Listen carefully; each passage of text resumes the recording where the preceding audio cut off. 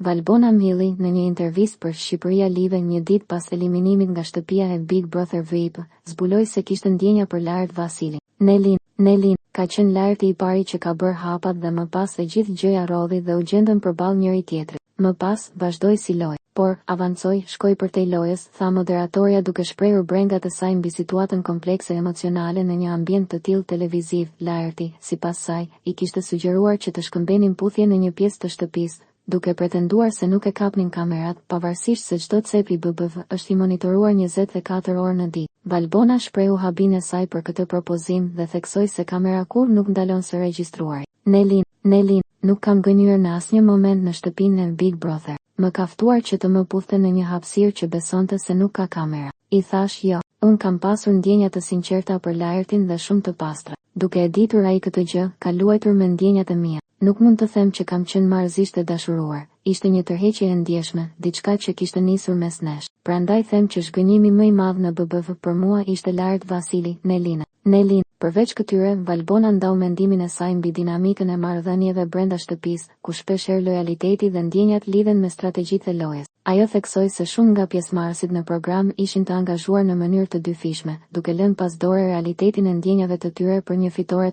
Të gjithë ne ishim atje për të fituar, por ndjenjat janë të vërteta. E kam parë të nevojshme ta ndaja këtë, sepse ndjenja e tradhtisë dhe e zhgënjimit është tepër e madhe, shtoi ajo, duke i dhënë një mesazh të qartë audiencës mbi rëndësinë e drejtësisë emocionale në jetën e përditshme. Nelin, gjithashtu, Valbona fliste për presionin e madh që vjen nga këto reality show, ku ndjenjat dhe momentet intime shpesh shndërrohen në spektakël. Njerëzit që na ndjekin duan të shohin emocionet tona, por ndonjëherë kjo nuk është e lehtë dhe ne ndjeshim sikur ishim në vëzhgim të përhershëm, tha ajo. Nelin, mëtej, ajo reflektoi mbi mësimet e nxjerra nga kjo eksperiencë, duke theksuar rëndësinë e qëndrimeve të sinqerta në marrëdhënie. Qoftë brenda shtëpisë, qoftë jashtë, duhen ndjenja të sinqerta. Tani gjithçka që kam përjetuar më ka bërë më të fortë dhe më të vetëdijshëm për vetveten, përfundoi ajo, duke shprehur dëshirën për të ecur përpara me guxim dhe sinqeritet. Nelin, me gjithë këto zhvillime, ajo ndihmon për të hequr paralele midis realitetit dhe iluzionit, duke i ndihmuar fansat të kuptojnë se çfarë ndodh pas kamerave. E ardhmja për Valbonën duket e ndritshme dhe ajo shpreson të shfrytëzojë këtë përvojë për të realizuar qëllimet e saj në karrierë dhe në jetën personale.